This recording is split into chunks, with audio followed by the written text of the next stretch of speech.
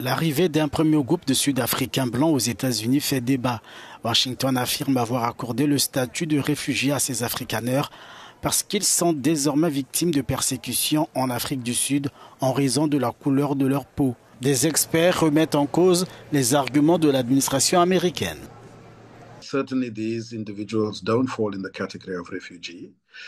Il est certain que ces personnes n'entrent pas dans la catégorie des réfugiés.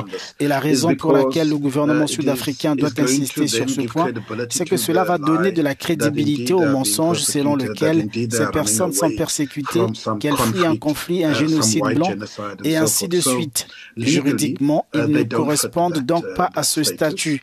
Mais il est compréhensible que les États-Unis doivent les qualifier de réfugiés, car c'est ainsi qu'ils peuvent justifier l'affrètement d'un avion, leur entrée dans le pays, leur installation dans des centres de réfugiés et l'assistance à ces populations.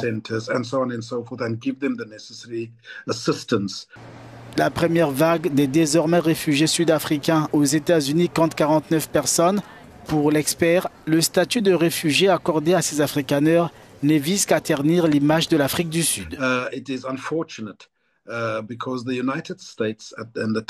C'est malheureux parce que les États-Unis et l'administration Trump essaient de noircir le nom de l'Afrique du Sud et du gouvernement sud-africain. Traditionnellement, au cours des 30 dernières années, nous avons accueilli des réfugiés de toute l'Afrique australe.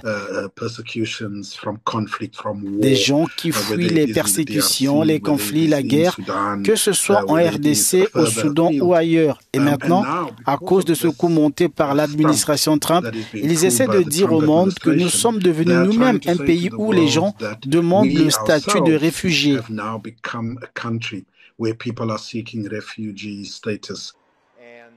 Selon Pretoria, les allégations américaines selon lesquelles la minorité blanche des Afrikaners est persécutée résultent d'une désinformation et d'une vision inexacte du pays.